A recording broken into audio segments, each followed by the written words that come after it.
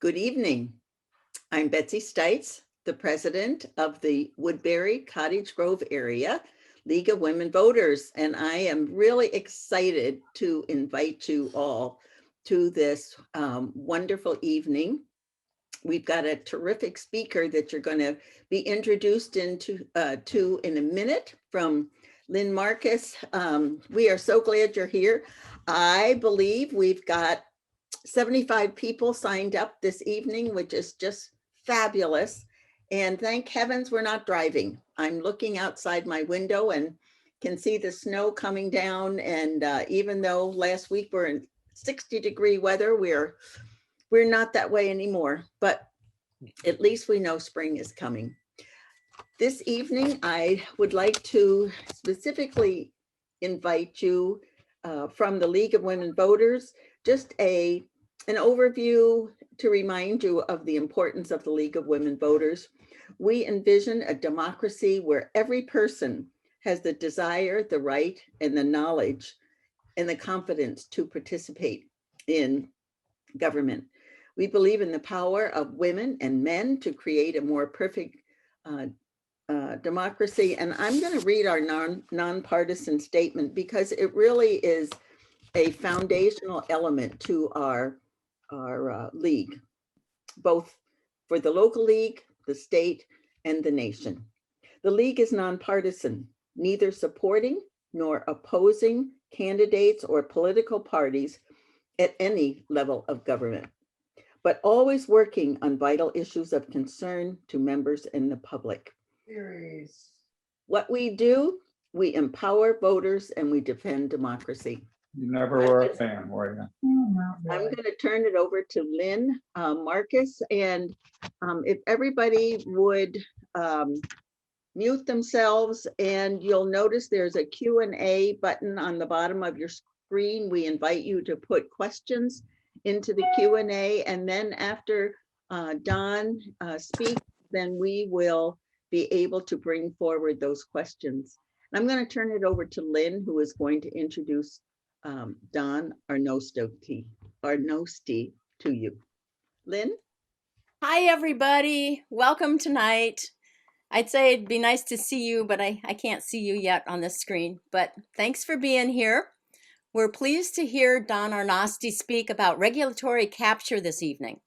He's highly regarded for his experience-based knowledge of Minnesota's environmental policy, our political process, and organizing. Presently, he is consulting for the Friends of the Minnesota Valley on agricultural drainage issues. Over the past 30 years, he has worked for Audubon, Minnesota, Isaac Walton League, Institute for Agriculture and Trade Policy, Minnesota Center for Environmental Advocacy, and Clean Water Action in various positions from organizer to executive director. Don serves on several nonprofit boards. One is Friends of the Scientific and Natural Areas, and these are properties that are owned and managed by Minnesota DNR. Another is Osprey Wilds, which was formerly known as Audubon Center of the North, and it provides education for kids and families. And Don is also on the board of Water Legacy, an environmental legal protection group. His work has taken him to all corners of the state, working to protect the water, land, and resources, wildlife, while incorporating rural communities' interest in farming, forestry, and tourism. You may type your questions into the Q&A box at any time. We are going to hold them until he is done speaking so that he will be able to answer them at that time. Welcome, Don. Thank you, Lynn. And thank you, everybody who traveled this evening from the comfort of your home to this seminar. I'm going to share my screen and we'll be able to look at the slides together that I've prepared for you.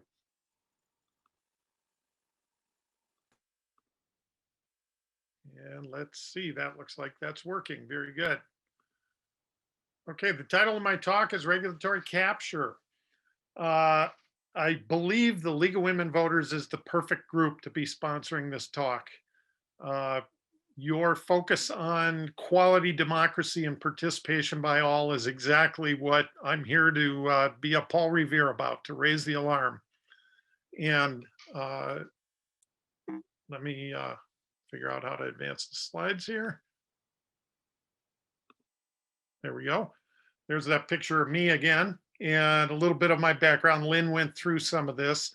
I have 35 years of experience here in Minnesota, and this talk is based on that experience. I'm not representing anyone other than myself, but you will be hearing my opinions and my wisdom that has been gained through a lot of experience in a lot of positions with a number of organizations as listed here on the screen. So this talk may be a little bit distressing to some people, and I'm sorry for that, but also not sorry, because we need to get out of our comfort zone and recognize that our democracy is in peril. And I'm not just talking about what happened on January 6th. I'm talking about a more subtle takeover of our government by interests that are not causing it to act in the public interest. So this is an outline of my talk here this evening. We will have time for questions and discussions afterwards, and I look forward to that.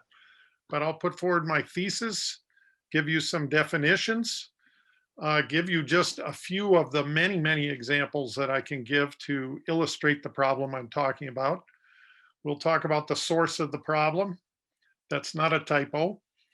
And then we will talk about restoring democracy, what can be done both collectively through public actions and personally through private actions.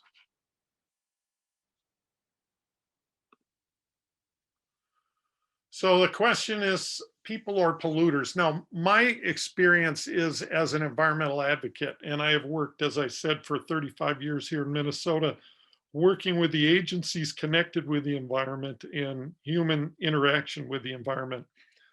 I would contend, however, based on less knowledge, and that's why I'm not going into it, that the thesis that I'm putting forward applies broadly across not only our state government, but our federal government, and frankly, our local governments as well. It's not confined to just the environmental area, but my experiences in the environmental area, and I wanted to talk about very specific things about which I have deep knowledge. Those of you who may operate in healthcare or health and human services or other aspects of government, you may see some common themes and recognize that some of the same forces are happening in the areas of government with which you're more familiar. So my thesis is that regulatory capture is the current state of Minnesota state governance, and it's affecting at a minimum the Pollution Control Agency, the Department of Natural Resources, the Departments of Agriculture and Health. Those are areas where I've worked. That's what I'm going to focus my talk on. But as I said, don't limit your own mental investigation or questioning of this, as I believe this applies much more broadly than just the state of Minnesota and the environmental agencies listed. In the case of the environmental agencies of Minnesota, two large industries cause many, but not all of the problems in Minnesota. I like to say, or maybe I don't like to say, I unfortunately recognize that the metallic mineral mining industry and corporate agriculture are effectively not regulated in Minnesota. They have so much political power that our regulatory agencies treat them with kid gloves if they do anything at all. Regardless of these two agencies or entities, common to all capture situations is that corporate power overrides the greater public good. So that's my thesis. Here's the definitions. Many people are not familiar with the term regulatory capture. This is a definition right out of Investopedia, but it's essentially when the agencies charged with acting in the public interest instead act in ways that benefit regulated parties or the private interests. And of course, the public interest is anything affecting the rights, health, or finances of the public at large. Now, we understand that there certainly is room for interpretation of what is the public interest versus what is the private interest. I think General Motors is famous for saying, the leader of General Motors 50 years ago, what's good for General Motors is good for the United States. And certainly many corporations believe that, and many politicians believe that as well.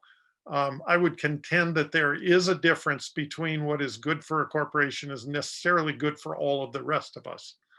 And that's really the job of government, to be there and interpreting that. This little cartoon is talking about, I'm trying to make a distinction between regulatory capture versus outright corruption. Outright corruption is something that is very easy to understand when you see it, where an individual is directly paid or offered a future job, which we know happens. It happens in Minnesota, for instance. 2 or 3 of the most recent mining division directors in the DNR now work for the industry they used to regulate. They went immediately from working for the public in a regulatory capacity to working for the industry they used to regulate. And you wonder, how long was that job on the table, and how many of the decisions they made while they were in the Department of Natural Resources were actually going to benefit their future employment? Now, those are hard to prove quid pro quos, and I'm not trying to make the case, though there are instances absolutely of outright corruption in Minnesota. Regulatory capture is a more subtle circumstance, where the sword of Damocles is hanging over whether it's individuals or agencies as a whole. For the most part, this kind of pressure hangs over the management of an agency, and it is there where the influence is felt by outside interests that have influence over the fate of the agency. We'll get a little more into this as we go.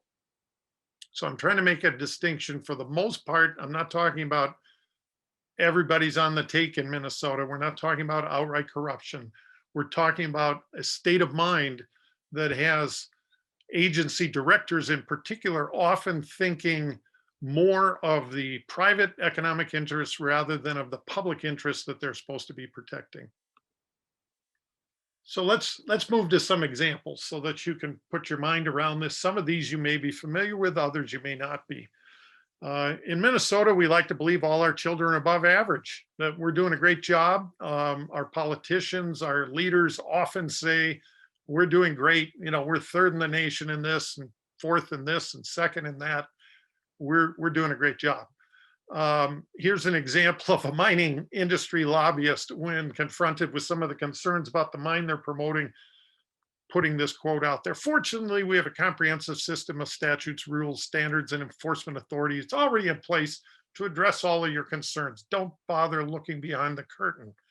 Now, some years later, the Pollution Control Agency was caught colluding with the EPA to hide the Trump EPA's concerns about the water pollution permit that they were about to issue to Polymet. That's what the cartoon's about. We'll go into this a little bit more, but you may be familiar. What was it that the EPA was worried about the Polymet permit? In a nutshell, we, the state of Minnesota, have issued a water pollution permit to Polymet with no limits to their pollution. They are required to monitor and report. That's it. The EPA said it was unenforceable. Those are the comments that our pollution control agency worked very hard to keep off the public record. And that is the reason why some of these permits are tied up in court right now, trying to uncover what it was that was being buried. This has been revealed by whistleblowers, and the fact that all of the Polymet permits have been tied up in court for various forms of malfeasance is an example that the courts have understood that there's something that's not right in terms of these, the way these permits were issued. So in 2020, the MPCA proposed to change the rules to legalize the kind of limitless water permit that they had issued in 2019. And this is a rulemaking that is still ongoing as we speak. The public comment period just ended on it, generally speaking, what the MPCA rules would do would be to roll back the water quality standards, eliminate some of them, weaken others, and propose to only protect water for large water appropriators, like large irrigators. The quotes on the right are actually out of the MPCA's legal documentation explaining the rules. The MPCA itself said the proposed rule will likely reduce workloads surrounding these water quality standards. That was the advantage to the agency. We'll have less work to do.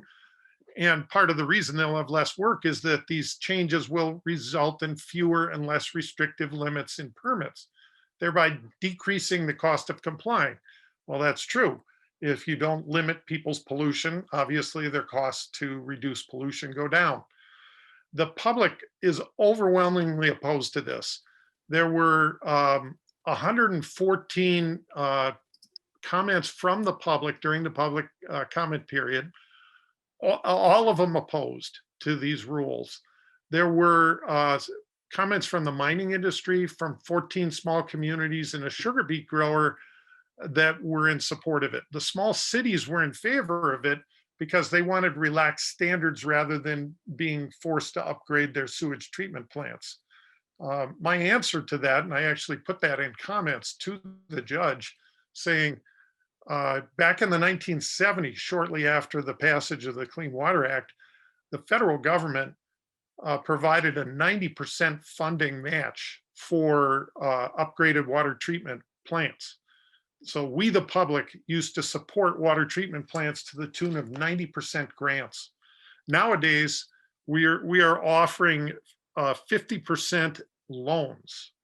And so there's a big difference in terms of the affordability of upgrading water treatment plants. And for a small community with a declining tax base, they've thrown their lot in with, let's just roll back the standards and allow us to pollute. This is what's happening here. Now, I don't want to only pick on the Pollution Control Agency, because my thesis is not that the Pollution Control Agency is alone in this by any means. So I'm going to mention something else that some of you who are focused more on wildlife might recall.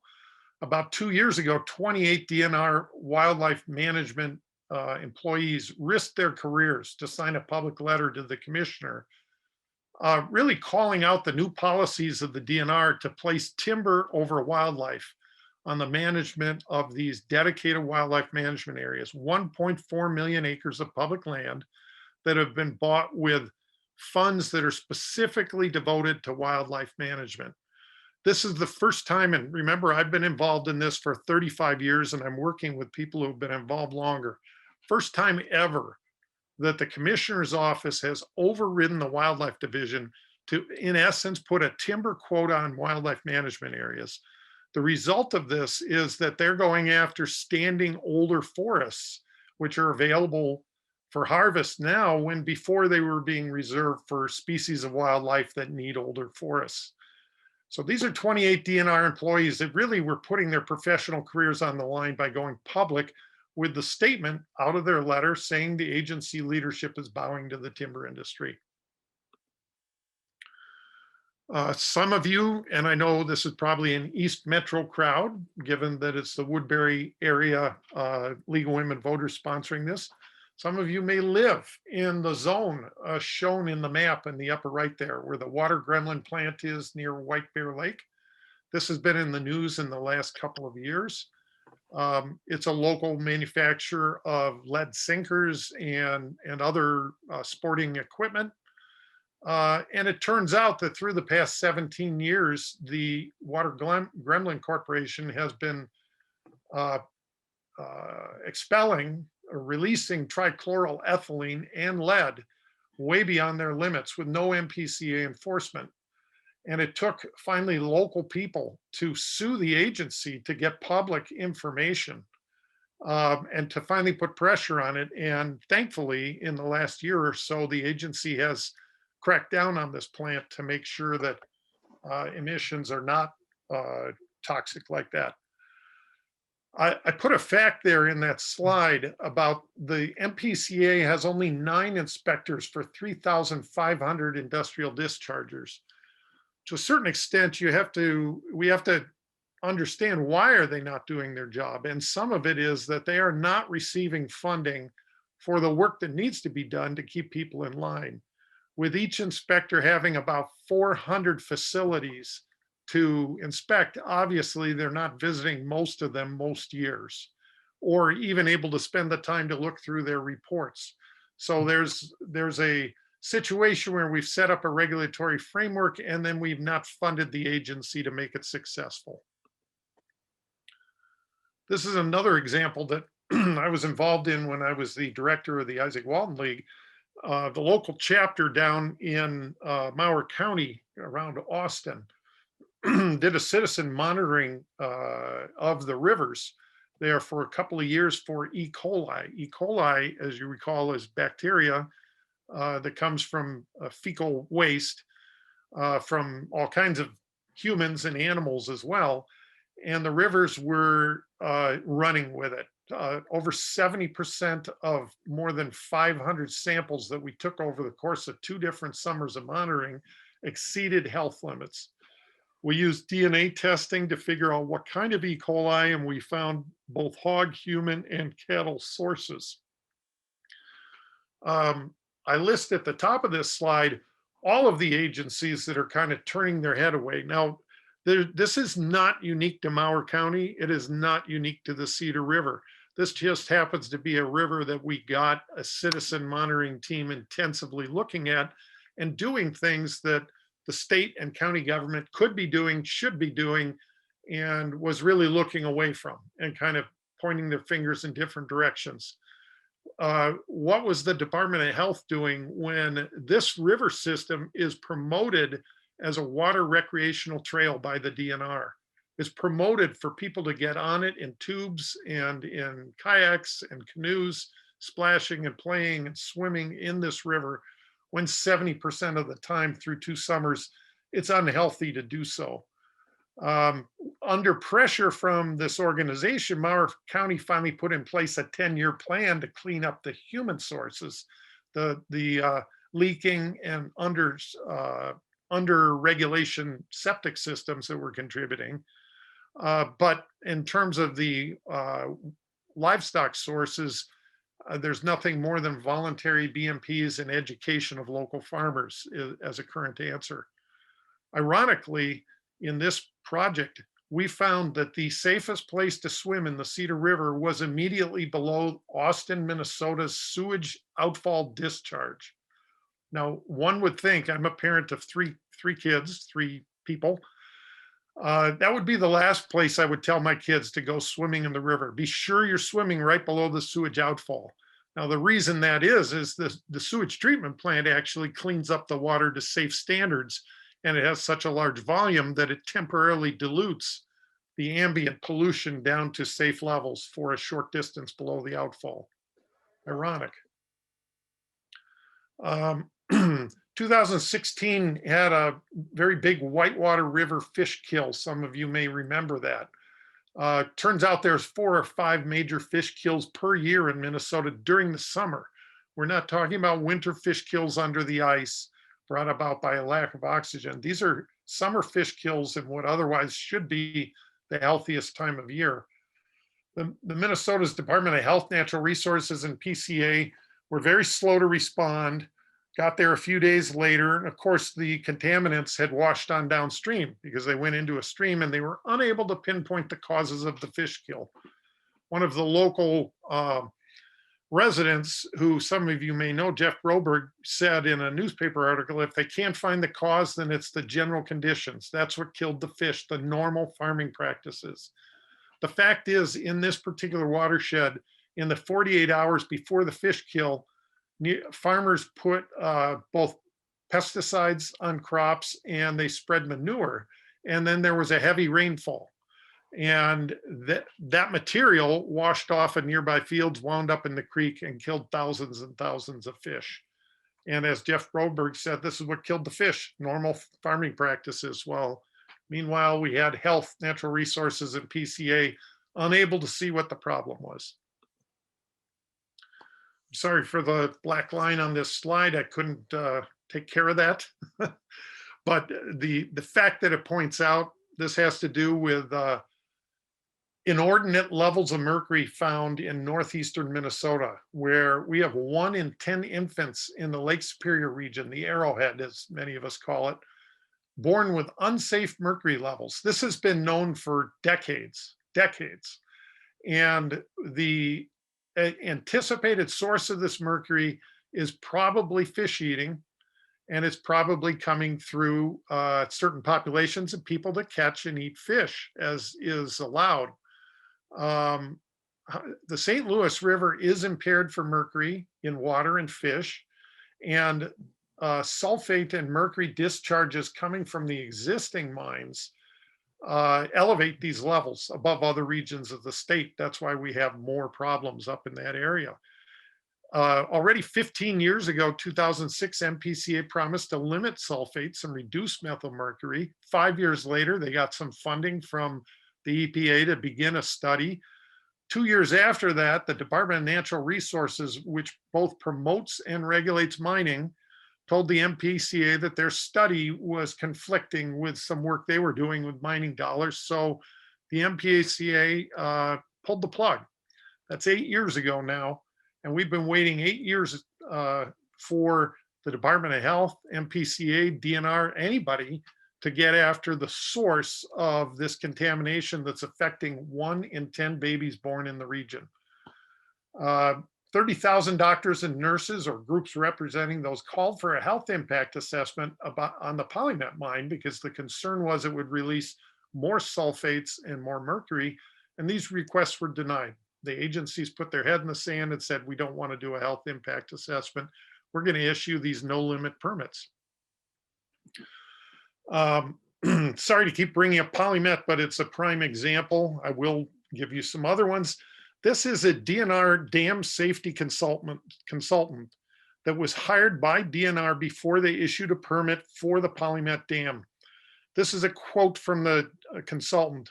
The tailings plan gives me severe indigestion because a lake on top of a pile of sand is inherently unstable and irresponsible.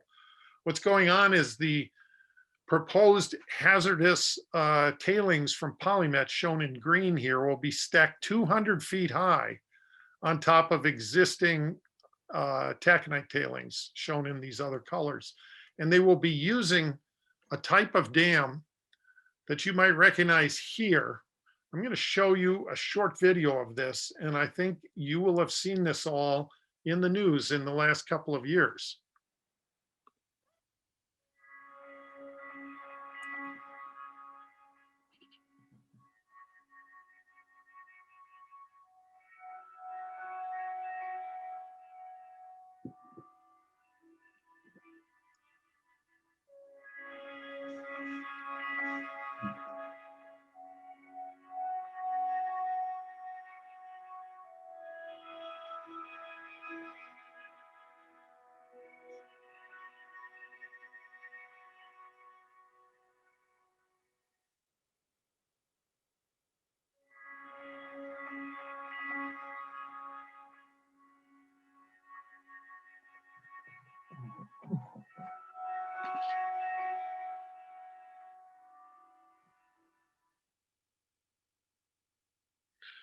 So we have received no legislative hearings into Polymet.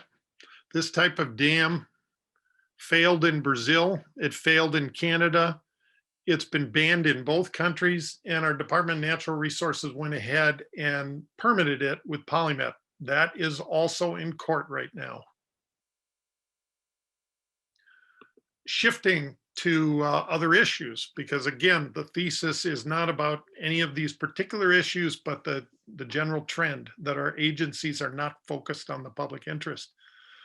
Park Rapids municipal water was polluted with nitrates and had to be replaced with a deeper well, and water rates rose, and several $1 million in public funds were injected to provide them with fresh, safe drinking water. This came after nearby forests were converted to farms by R.D. Offutt potato growers, which is the largest potato company in the country. They pay $140 a year per well for all the water they can pump on their potato fields. and their practices, their agricultural practices, have polluted a nearby designated trout stream, have made private wells unsafe to drink. The health department said that's not a public concern. Those are private wells. And the DNR has yet to do any cumulative impact study, claiming to be seeking public funding to do such, but nothing is in the governor's budget this year.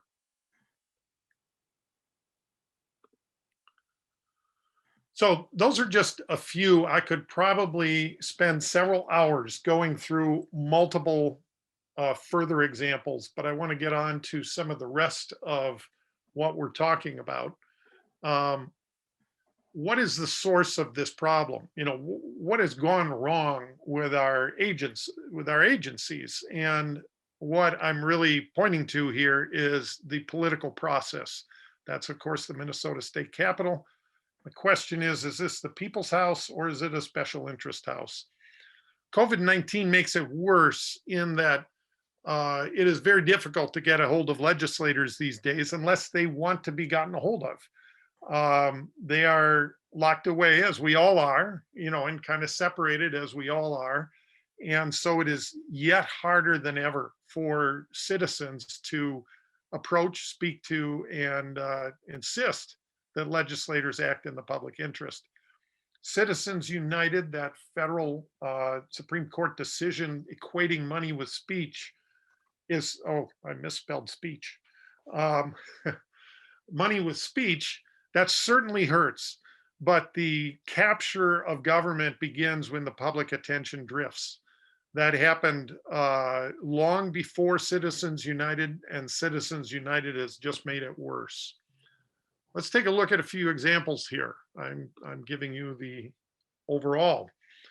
Okay, the mission of the Department of Health is protect, maintain, and improve the health of all Minnesotans. Well, that's terrific. That's wonderful. That's appropriate. The problem is Department of Health does not pursue their mission when health intersects with powerful economic interests such as mining, that mercury issue I mentioned, or agriculture, such as E. coli in the rivers or nitrates in the drinking water, as we've talked about. The legislature has created many of these conflicts of interest. The Department of Agriculture, for example, is charged with promoting agriculture and regulating fertilizers and pesticides, even in cities. So they've been given control over fertilizers and pesticides that are used in urban garden centers, even though I will tell you, their focus is on their bigger mission of promoting agriculture. The Department of Natural Resources similarly both promotes and regulates mining and forestry. And I've given you examples where they're focused more on the promotion of forestry or the promotion of mining than they are on the regulation of it. Wildlife and natural resources and recreation are certainly promoted by our state, but there are many instances where they are not protected because the concentrated political voice is not there in the same way as it is with many private interests. Water regulation in particular is balkanized into so many little turfs that one has to wonder, has this situation been intentionally designed to avoid responsibility? So this list here on the right is something that I just spun out in 30 seconds to put down to explain what's going on. The Pollution Control Agency is in charge of polluting discharges. The Department of Natural Resources is in charge of limiting the amount of water that people take, for instance, in irrigation permits. They're also supposed to be regulating our fisheries and aquatic life, the life in our water. The Department of Health is in charge of drinking water standards, but they don't seem to be doing much more than issuing fish advisories or advisories that wells are polluted beyond certain levels. They seem to have no ability to follow up when it comes to mercury in water or nitrates or things of that nature. The next agency, some of you may not be familiar with, that's the Board of Water and Soil Resources, which is a collaborative board of local watershed organizations, and they're involved in statewide watershed planning and regulating and protecting most wetlands, except wetlands that are destroyed by the mining industry, and then DNR is in charge of them. The soil and water conservation districts and watershed management districts are local water managers, and they implement many of the plans or activities, sometimes planned by Bowser and sometimes conducted by themselves. Local drainage authorities, of which we have several hundred, manage public drainage systems, which are the ditches and tiles that you hear so much about, draining almost all the rivers and certainly most of the farmland in the state. And then I'd like to point out that no one, absolutely no one, no agency is in charge of so-called private tile and private drainage systems. These are drainage systems that are installed in farmlands and discharge into creeks and wetlands and cause many downstream problems. There is absolutely no requirement to even register what you're doing, much less control it. So we have our water situation is divided among all of these entities, and large parts of it, the drainage particularly, is essentially unregulated. And my point here is that Minnesota agency leadership through multiple administrations and all political parties, and I include Jesse Ventura as independent. Remember, I go back to Rudy Perpich era. I've observed this problem with all leaders, all administrations. They've lost sight of the public interest. I would say that it's getting worse recently. 35 years ago was better than now. The erosion of our democracy has continued. The intrusion of special interests into the decision-making apparatus of agencies is worse now than it was. And on the right here are, just in the last 5 years, measures that the Minnesota legislature has taken and governors have signed into law that have reduced the influence of the public in agencies and made it easier for polluters to pollute. So one of the first is the elimination of the Citizens Board of the Pollution Control Agency after they ordered an EIS for a large dairy barn. That was the immediate response of the legislature, and Governor Dayton signed it into law. They passed laws requiring the speed of permitting regardless of complexity. So the agency is under the gun. And this year I was listening to hearings where the Ag Committee was asking them questions about how fast are you turning those permits out? Not how good are they? Are you following up? Do you have enough people to enforce them? It's just how quickly are you putting them in the hands of businesses? They must also analyze the cost of regulations to polluters well beyond what the federal requirements are. They've been illegally ordered by laws passed and signed into law by Governor Dayton not to apply protective federal water quality standards for wild rice, for sulfates. And right now, the current PCA is proposing to roll those standards back. Appropriators regularly threaten to withhold agency budget, and this is usually why the agency buckles. A recent example is a lead tackle education grant that came from settlement monies from the Gulf oil spill. The state of Minnesota was awarded more than $1 million to educate people on how lead fishing tackle impacts loons, because our loons were winter down in the Gulf where the oil spill occurred, and they were affected by that. And the state senator held that up for more than 6 months because he was trying to pressure the agency on some other things. Again, outside money just flowing through to the government to help educate people about steps they can take to protect loons. We're going to talk more about the clean car rules, but they've been used as a political football to pressure agencies and the governor regarding that. We'll get into that a little later. The resulting weak permits that the MPCA issues actually provide a legal liability shield for polluters. In other words, the Polymet water quality permit with no numeric limits actually shields the company from liability for the pollution that they would be putting out. The picture on the left, by the way, is mining pollution running off just a small pile of the type of waste rock that Polymet will generate in large quantities. This is a small pile of accidental ore that one of the taconite companies bumped into, and it's been sitting there for 25 or 30 years seeping into Birch Lake, which flows to the boundary waters. Another example, over the last decade, the Attorney General's budget has been slashed. Meanwhile, the legislature has appropriated $7 million in public funds to hire outside private attorneys from the mining industry to advise our Department of Natural Resources and Pollution Control Agency on polymet permitting and litigation. It is no wonder our agencies have been led astray and wind up in court on the losing end, because they're being advised by industry lawyers that we have hired. Meanwhile, we've defunded the Attorney General's office, whose staff really should be representing DNR and MPCA. That point was made by a Carver County attorney in a MinPost article last year, pointing out the difference between private corporate attorneys that don't have in mind the ultimate client, the people of the state of Minnesota, as the Attorney General would. This is not just old stuff.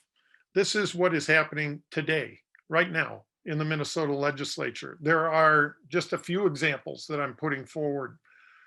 These three bills on the left, you can read what's there. These are just overt examples of putting their thumbs on the scale on behalf of large corporate interests.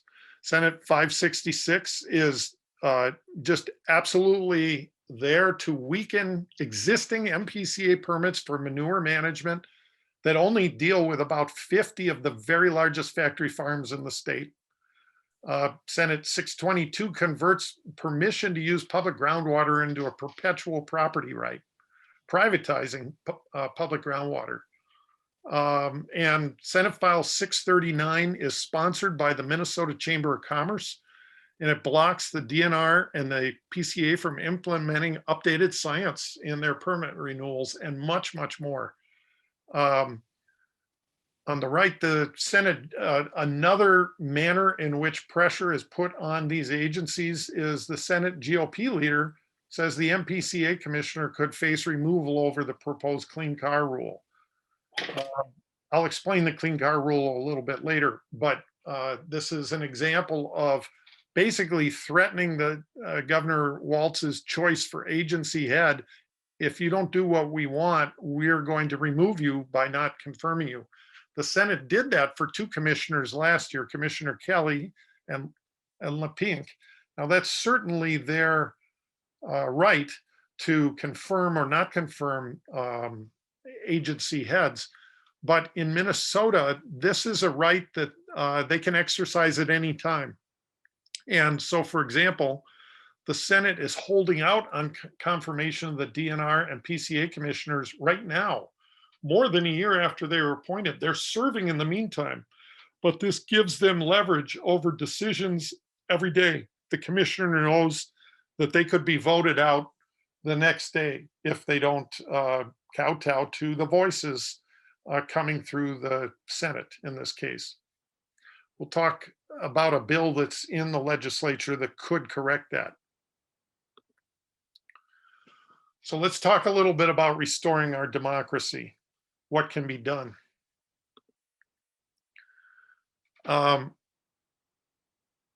We need to have our decision makers thinking about the rights and interests of others. And I just put that seventh generation graphic up there to say, let's think long term, not just about the here and now, not just the people in your office, not just the people who are trying to make a quarterly profit today. Let's think long term. There are specific things that could be done here. And here's the public actions, putting the public first. We could enforce existing pollution laws equally for all industries, protect human health and the environment, and provide funding for more agency staff to do so, not just 9 enforcement people at the PCA. We could reorganize the MPCA as a pollution prevention agency with an empowered citizen board. Right now, they are essentially under orders to issue a permit for the maximum pollution that they can feasibly figure is still legal. And those are the kinds of permits that the MPCA issues now.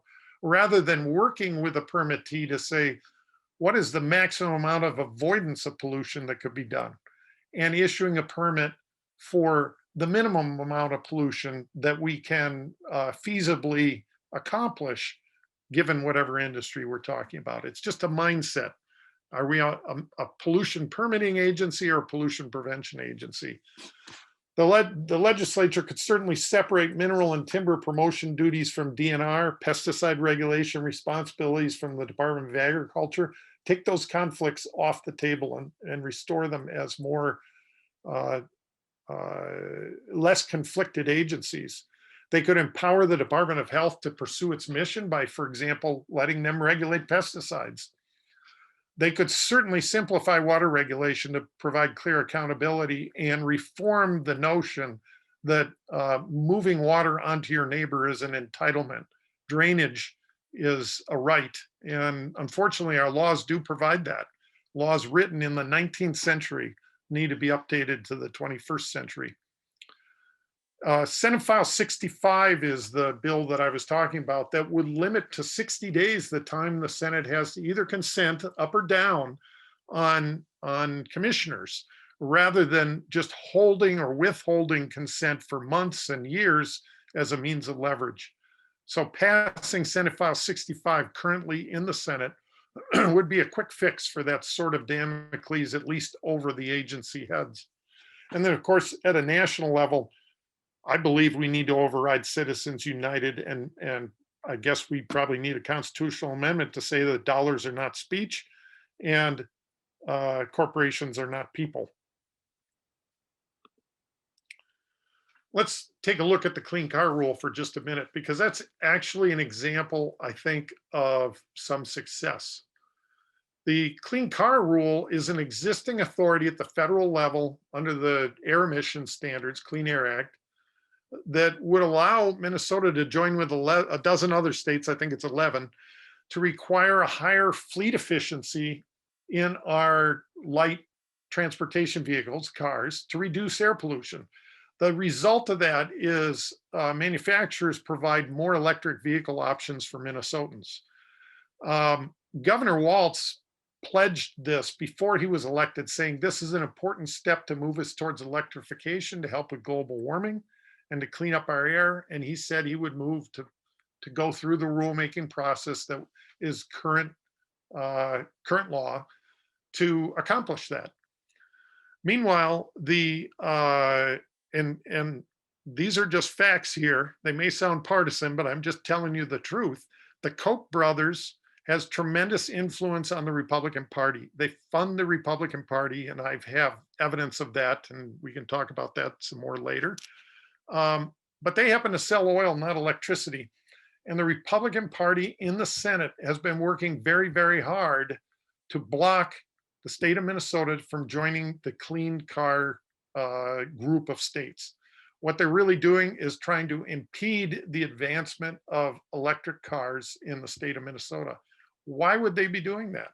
Well, my interpretation of all the tea leaves is the Koch brothers' inordinate influence on the Republican Party, which I've seen in other avenues as well. The good news is Governor Walz has not backed down from his public pledge.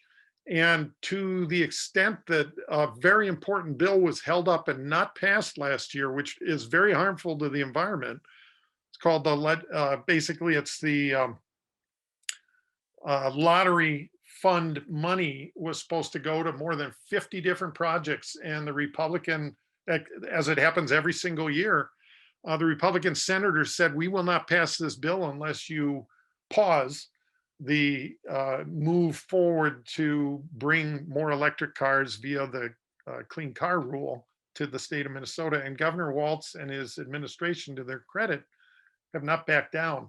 That political standoff continues in this legislature, but it is my belief, and I've talked to some of the groups that have been involved in that rulemaking. I said, I'm pleased by it, but why do you think Governor Walz is not backing down despite the political blackmail going on? And we kind of agreed, we believe it's because it was a very public statement made to the public. And that's where we're going to get into this. The only way the only way that we can, let me go back to that for a minute. The only way that we can counter the concentrated economic interest of corporate dollars is organized people. And the fact that the governor made the pledge to move forward on the clean car rule part of his promise to Minnesotans, I think brought that out in the open and made it more difficult for him to change his mind, which we're grateful for. Now, I want to talk about a situation which may be familiar to many of you on the East Metro. Powerful corporations can still choose to act in the public interest. Sometimes they have to be kind of cornered into it. Sometimes they willingly march for it. But I think 3M is a corporation I want to commend for recognizing a few years ago that the right thing to do was to provide funding to help clean up some of the sources of PFAS contamination that's getting into drinking water in a variety of communities, including the East Metro. And again, I think in this case, while I want to give the corporation credit for it, I'm sure part of their internal calculus is public image. And do they have an image of being a good corporate citizen and working for the greater public good, which generally they do. And I think this particular problem became one where they, rather than staying in the shadows and fighting it, they have tremendous political influence in this state. I can tell you that. They're not doing that. They're working cooperatively to provide funding to help resolve the problems from these chemicals that were invented 70 years ago, as you can see from some of the studies in the upper left. So restoring democracy at the personal level, actions that you can take yourself. First, one of the first things you're doing is attending this seminar to inform yourself about regulatory capture and how it riddles all levels and all agencies in our government. And I didn't have time today to talk about the local level or the federal level, but believe me, I could have given an equally long talk with equal number of examples of all of those. And again, just in my area, in the environment, but this extends beyond environment. I think the next step is to educate your friends and neighbors so that they see the problem too in the areas where they work, the areas where they interact with government, where they can see that the agencies that have been established for the most part to stand up for and protect collective public interest is often corrupted or moved. Their decisions are twisted or influenced inordinately by the large concentrated power of individual corporations or industries. It's very important to be in touch with elected officials and to name the problem. Talk about either the problem, regulatory capture, or the solution that you want government working in the public interest, and that you're looking for legislators that will speak about this, that will do this, that will vote for Senate File 65, that will do many other things, and that you should be looking for agency appointments and governors that will do the same. And then, of course, working collectively through groups like the League of Women Voters is one of the best ways that we can restore our democracy. So that's the end of my talk. I'd be happy to discuss any questions that you may have.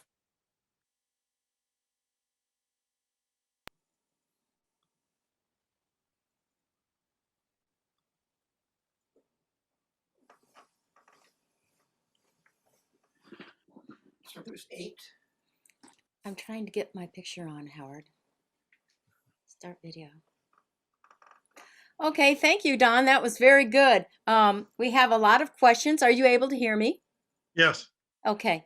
One came in early before you covered the topic, but you might want to just summarize the answer again. The question was, what are your thoughts on Citizens United and what kind of fixes can you see?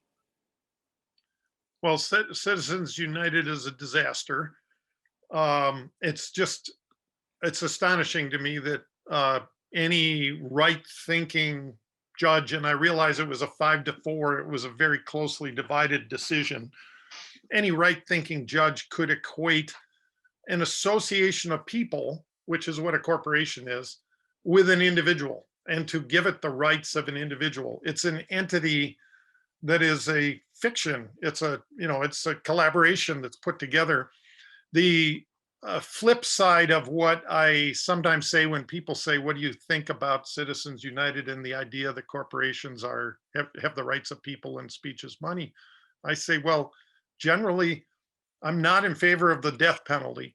But if they would allow us to have the death penalty for corporations for serious violations, then maybe I'd be more interested in this. But what we have is literally an entity that lives forever and has rights, but not the responsibilities of citizens. It's a disaster. And I believe I've heard from attorneys that we're going to have to pass a constitutional amendment or get a future Supreme Court to override their previous decision. Our next question is given the systemic nature of regulatory capture, must we be content with putting out the relatively small fires that pop up? Or do we need to operationalize a strategy and a public awareness campaign that doesn't make any of our government officials feel compelled to change the system? I was following the question right till the end. Yeah. How do we operationalize a strategy and public awareness campaign that doesn't make any of our government officials feel compelled to change the system? Well, I think we do need to change the system in terms of we need to change who the government officials are listening to. And of course, as I illustrated in my talk, right now, this week, today, I was listening to legislators beat on our agencies on behalf of special interests and questioning them. Why are you doing this? Why are you doing that? I can assure you none of that was in the public interest in terms of protecting air and water and future generations and natural resources. So we have many officials. COVID makes it much more easy for our electoral officials to sort of operate in the dark. It's very difficult for people to penetrate and figure out how to find out what's going on. And I can tell you a lot of it goes on behind the scenes. So I really think we need a lot of people saying this is a major problem where our country has made a big wrong turn.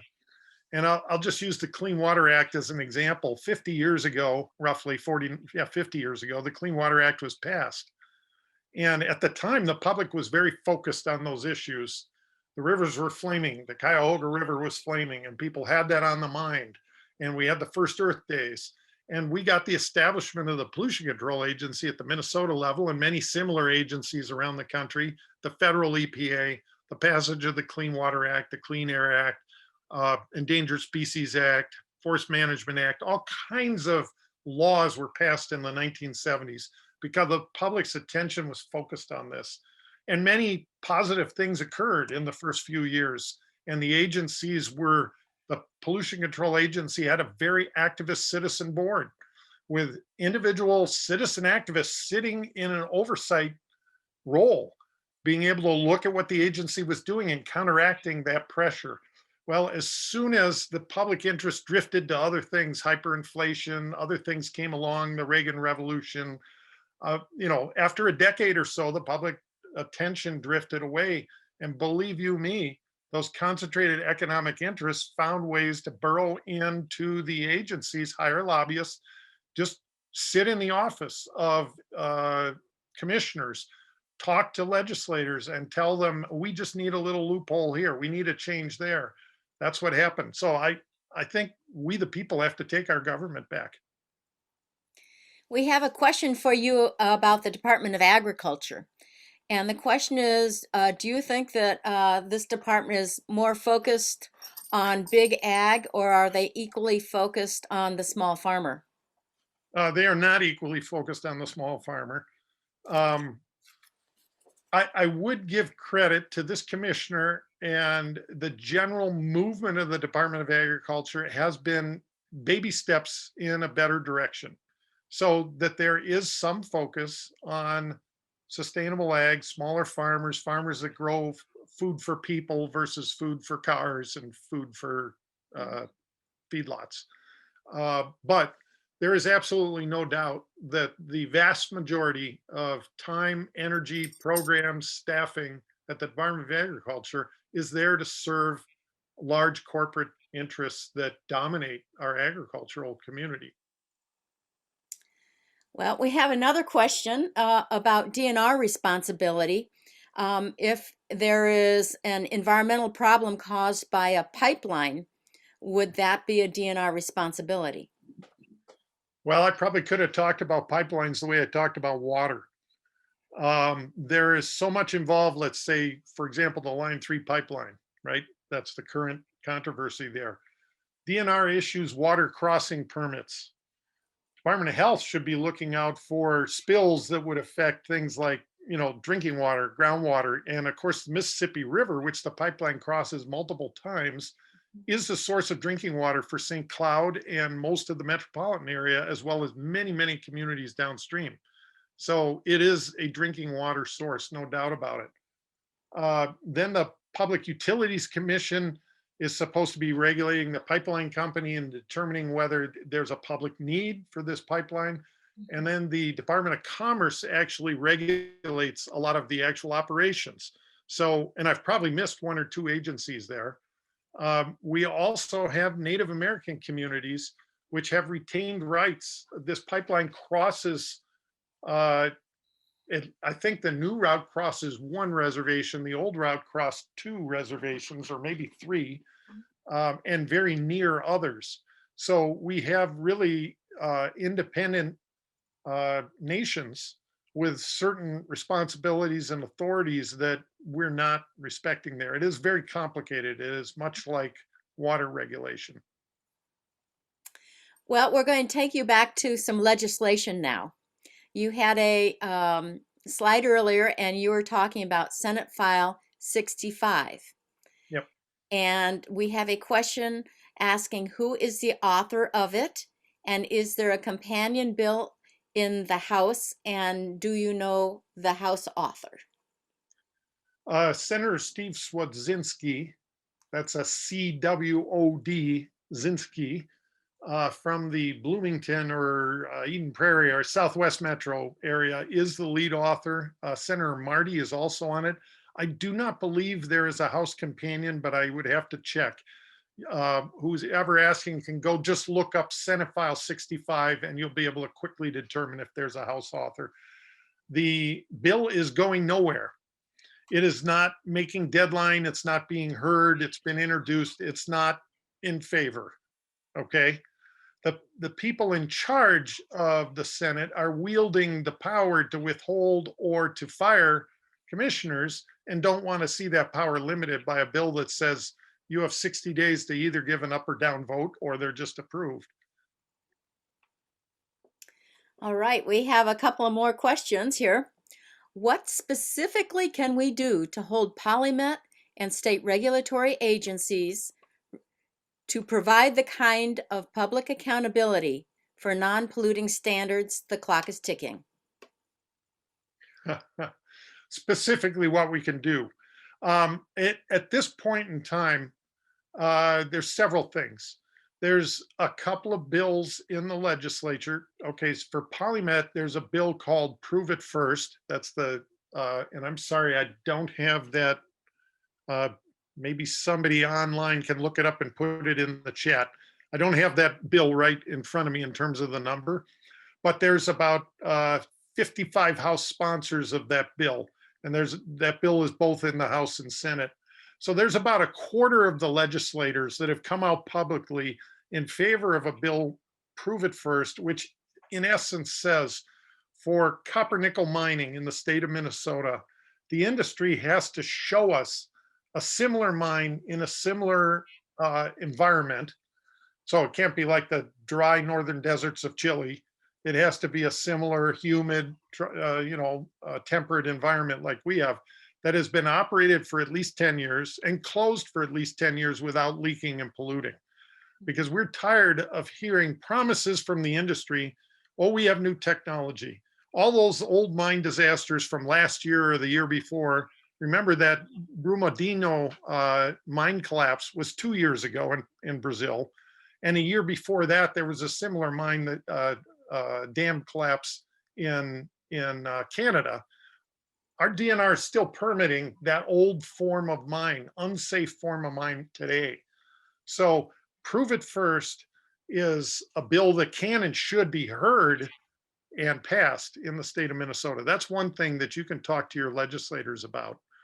The other thing that I think that can be done is right now, the action is in the courts because the state of Minnesota has issued all the permits for that mine. And they're just terrible permits, as I told you. They don't follow the law. They involve collusion and cover up. They involve permits with no limits. And I would say donate money to the groups that are fighting this in court. That includes Water Legacy. That includes the Minnesota Center for Environmental Advocacy. That includes Friends of the Boundary Water Wilderness. Those three groups are leading, along with some of their legal partners, some of the national legal cooperators that are working with it. Center for Biological Diversity is also involved in the lawsuits. So those four groups are really leading the way. And right now, thankfully, the courts are listening and hearing because the facts are on our side. And we have some very loyal government sources that are providing information about the reality of what went on. Fortunately, the whistleblower that really blew the whistle on what was happening with PolyMet and EPA is a man who retired about a year ago and therefore came out from under that sword of Damocles and is able to express himself in court and in hearings and say exactly what went on inside the agencies. So how do we make legislative and administrative procedures more transparent? That's a huge issue because our legislature right now, I describe the hearings that you may tune into online as kabuki theater. Almost all the decisions are made before that meeting occurs. All the decisions, all the important discussions have happened ahead of time, and it's just a little show that's being put on. I've seen this play run more than 30 times, so I'm pretty good at forecasting the next acts. And I really think government transparency is absolutely one of the biggest antidotes that we have for this undue influence that is happening in our agencies.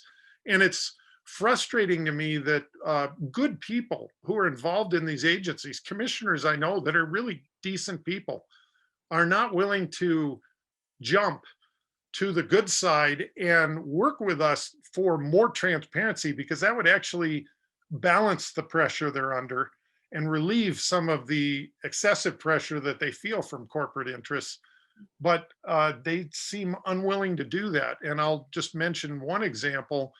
Howard Marcus actually uncovered that this past summer, the Pollution Control Agency instituted a routine practice of deleting the internal chats that go on among agency staffers after 48 hours. So these are electronic records. It's essentially record shredding, that they are shredding the public documents of the discussions that happen among agency staff as they make decisions about issuing permits or enforcing things.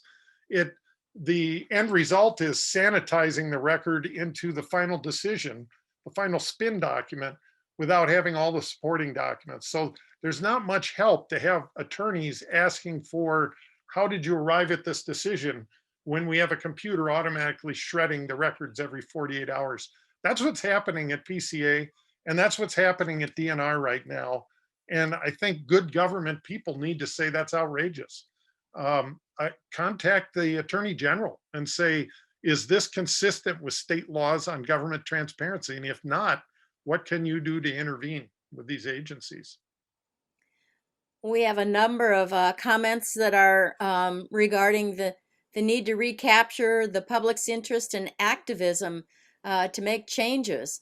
And how can citizens compete with professional lobbyists in trying to influence decision makers. So I think we've got a number of people asking questions. What do they do? How do they do it? We were effective back in the 60s and 70s with new legislation, and we're not effective anymore. Well, people are effective if we can get together. And I saw a couple of things in the chat here about line 3, and that's a current crisis, right? Current. And so I wish that some of the people who are connected with line 3 can put down in the chat the opportunities for people to go in the next 2 weeks, because I know there are a couple of opportunities to go to some of these camps that some of our indigenous brothers and sisters are setting up to try to defend natural resources from some of these unjust decisions that have been made. What I can say as a lobbyist for, I mean, I have lobbied for nonprofit, public interest, environmental groups, several different ones over the course of the last 30 some years. And I can say citizens have tremendous power if they show up. And in fact, we have more power than the corporate interests if we're there. The problem is there's people who are paid to be there all the time, right? And the citizens, for the most part, are volunteering, or someone, you got someone like me, perhaps, that's paid some of the time to be some of the places, overstretched. It's really a matter of getting people focused on this and bringing that to bear. But in a toe-to-toe duel with a Koch brothers lobbyist, I'll take the citizens any day as long as they're present. And so our political system will still respond to people power, but it's very difficult to ask people to focus and stay dedicated. And that's what supporting organizations is good for, that there's staff to organize and coordinate things. MN 350 and many of our indigenous brothers and sisters have groups that are focused, for example, on the Line 3 pipeline. We have some help in the chat regarding a question that we were asked earlier about whether there was a House companion to Senate File 65, and none has been listed by the Minnesota legislature. Yeah. And we had a question about the Prove It First bill. Mm-hmm. And that is House File 148. Mm-hmm. We have someone who's commenting that laws change too slowly. A tar sands pipeline is being built as these assets are being stranded by the industry. How do we deal with emergency situations like this where Line 3 construction should stop, but courts are slow and agencies are captured? Right. And I would say in many ways, the courts are semi-captured as well, because the courts have gotten themselves into a position where they have a precedent for saying we will, when we're confused, when there's experts on both sides of testimony, we'll go with the agency. Mm-hmm. And so that's a simple position for judges to take when they're not necessarily experts in all the technical matters or the resource matters that come before them. They have an expert agency that purports to be speaking on the public behalf. And then you have some nonprofit groups who also say they're speaking on the public behalf. The courts have found it expedient through the years to just say, well, tie goes to the agency. So deference to the agency. That's why it's very important with a polymet situation where we broke through that and helped the courts understand that the agency was not working in the public interest. And I really think a very critical piece of that was this whistleblower, this EPA whistleblower, who was in essence coming from a parent agency saying, no, I was at this agency and here is the corrupt mechanism by which we're in the situation we're in. And so I think in the case of PCA and DNR and polymet, some courts, some judges have begun to see that, but I think we still have a problem with that. Now, with regard to Line 3, that is a current crisis in that as soon as the rivers thaw, they have permission to, I forget the exact number, but there's scores of water crossings along that pipeline route. and they're going to begin to bore under the Mississippi River and many other rivers, lakes, and wetlands. And that is why I think it is important for people to go and be part of the direct confrontation to highlight this. What can actually happen? What can get us to stop this? And I don't think anything else can move faster, would be President Biden can use the same power that he used to, in essence, veto the XL bill through the heart of America from Canada to Texas. He can use that same power on this Line 3 bill. And I think writing and messaging the president, while maybe being those who can be physically COVID safe wise part of the protests, we can all do one or the other or both of those. Well, Don, you've been fielding questions from all over Minnesota on many different issues, and you've done a great job. Thank you. Thank you. It's been my pleasure, and I hope everybody on this call will talk to your neighbors and friends, begin to see this pattern that I've been talking about, and share the awareness of the problem that our country's facing. Thank you for agreeing to make your PowerPoint available and Yep. for allowing us to post this recording on the internet. We will be providing that information to everybody who's registered tonight, because those people will receive a Zoom link tomorrow in the event that they may be interested in registering for our next program. But it's also a way for us to provide them with information. We've received a lot of requests for your PowerPoint this evening. Our next program for April 19th is going to be What About Our Water? And it's going to be water and current Minnesota legislation. It will be Monday, April 19th, and we'll have two water experts who collaborated on the development of Minnesota's 1989 Groundwater Protection Act, among other more recent efforts, and they will help us understand our water today. One of them is Gretchen Sable, and she's co-founder of the League of Women Voters Upper Mississippi Region, and she's also president of the League of Women Voters Anoka, Blaine, Coon Rapids, and is a retired planner from Minnesota Pollution Control Water Resources. The second person is Jim Stark, who is director of the Subcommittee on Minnesota Water Policy of the Legislative Coordinating Committee at our state capitol. And he's also a retired director of the U.S. Geological Survey's Minnesota office. And so they've had a long working relationship, and they are going to be helping us sort through some of our current questions about water and our legislation. And that will be available in the link for everybody who signed up and was able to see this program, or has information, will have information on it tomorrow. Betsy, are you ready to go? I am. Wow. Don, my mind is just going 50 miles an hour here. It's really awesome. We really so appreciate your speaking tonight. And hopefully there'll be a lot of opportunity for people to move forward and talk to their legislators and really think about ways that they can make a difference. One of the wonderful things, and really one of the reasons we have you tonight and we have our session in April, is because last year we had a series called Let's Talk.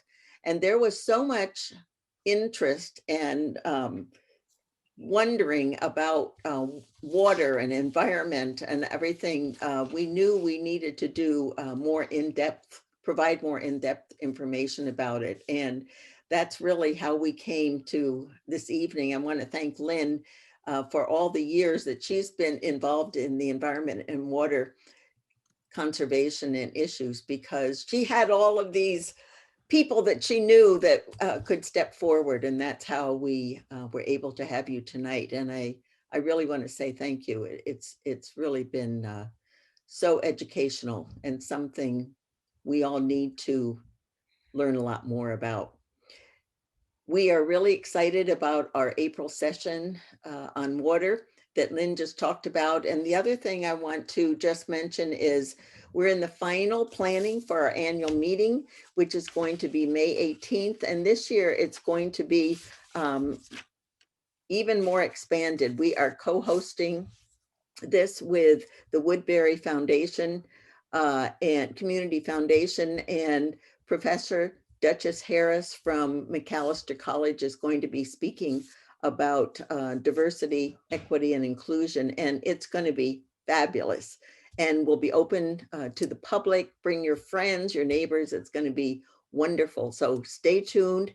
And again, thank you for joining us tonight. It's been great. And again, thank you, Don and Lynn, for a most interesting and informative evening. Have a great rest of the evening. Hope to see you next month. Take care.